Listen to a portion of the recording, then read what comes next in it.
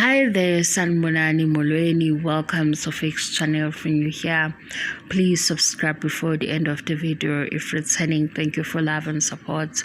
I appreciate you. Uthando nesithembu siyaxoxa uMakhumalo noBaba uMsiliku. Guys, khona le ngoma le ngicabanga ukuthi eyamazayo nini ethi hey wena wesikhohlakala. Khona ingoma enjalo yamazayo. Kule ndaba ke aMakhumalo noMsiliku because inezigaba eziningi sikulena ke yamagama abantu mase kuba wari uMsiliku ukuthi uMakhumalo ukhuluma kakhulu eceleni kodwa mase kungaphi uyathula engasitshela ukuthi uMakhumalo ukhuluma kakhulu ngoba usuke ekhuluma naye kodwa kasethi nangu yeze expose phela uBaba uMsiliku ngixoxele ngomakhelwane ke ngazi ukuthi mina niyamazi lo makhelwane lesixoxa ngayo yabo umakhelwane lo ufika kuwe efike elande zonke indaba zabantu ongazidingi kube ngawe ukuthi phela umgosi uyawuthanda yini alanda umakhelwane yosi nje mhlambe yabo sekuhamba isikhathi senihleli makhelwane njalo awungisize ngo1000 yabo zonke lezi indaba lezi ade ilanda ubelungisa imudi yakho ukuthi umnike lo 1000 so kahle lo baba uyasitshela ukuthi yena iphakethe laMakhumalo ulibhoboza ngama weaknesses amanye amakhosikazi ufike ekhande indaba ezingekho ehleba esho yena ehleba ngoba phela amakhosikazi njengoba engawakhe uyena wabona azi ukuthi kwenzakalani kulezi zindlu ngokuhlukana kwazo yena mase shodile lapho eshoda khona ucela ngomayeni imali ngoba esethi nje ungqavu hey waze wakhohlakala umuntu omdala uthi ke manje hey baze bangisiza kolabo uma ngwabe nomaceli bangakhuluma babuka nje isigebengu wekazi niyabona ukuthi yithi sesirong ukuthi lo baba lo sizokhuluma kabi ngaye egcineni ebe uhusband walamakhosikazi ekufanele ngabe mhlambe siyahlonipha lokho ukuthi uhusband wamakhosikazi awu4 kodwa izinto ayikhulumayo ngabo yizo ezisifaka kule position usisisho ukuthi uyisikhohlakala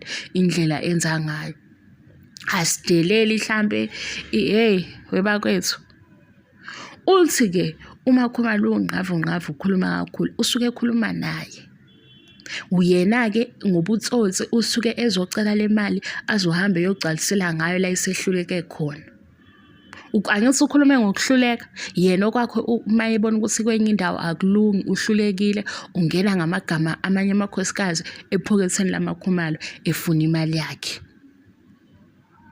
uze uMakhumalo ke naye uthi yamdida ke leyo nto ngoba yikho phela egcine sethi udelusional umayini ngoba izinto personal zamayini nokuthi umayini uzazi kanjani izinto ukuthathela lapho uMakhumalo ezeqhamuke namagama athi delusional kodwa noma aqhamuka negama lesi delusional ngihlezi ngitshela ukuthi wayefuna ukuthi udismissive lo baba lo uyayiveza ukuthi uyileyo nhlobo umakhelwane uyolanda izindaba uyolanda atshele yonke into ongayidingi kube womunye ke phela mhlawumbe uthi uyayithanda ke nawe awufuni ukuphuthelwa indaba zasemphakathini uyothi uyezwa egcineni istory sakhe njalo makhelwane kunento ekufanele ukuthi ingane yami ilungise ngidinga noma u2000 kahle uzela u2000 makhelwane ndini uhlulwa ukuthi nje ngicela ungiboleka u2000 mase kusuka ke la ngithini ngizolungisa uboleka ngamagama abantu imali omunye ke umakhelwane onjalo ngoba vele unokungaqondi umuntu onjalo angayibuyisi leyo mali acabuka ukuthi zonke lezi indaba ade kuhlebela zona zabantu usekukhokhelile shuthi yena ukulethele umgosi wasethi ke ukukhokhisa ngokuthi mboleke u1000 hayibo yabo mangithi ngiphoxekile mhlambe ngisho into encane hey kulapho we guys akaboni yena ukuthi inkulumo yakhe ayithinti nje ukuthi uphoxe unkosikazi yakhe uphoxe abantu abaningi besifazane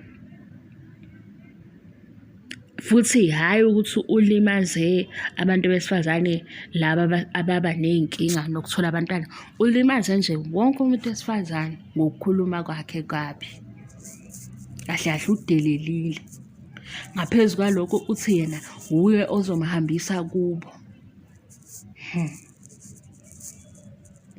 Guys, nginihlebele mina ngifisa ngathi ngabe uxabene nomuntu owumama.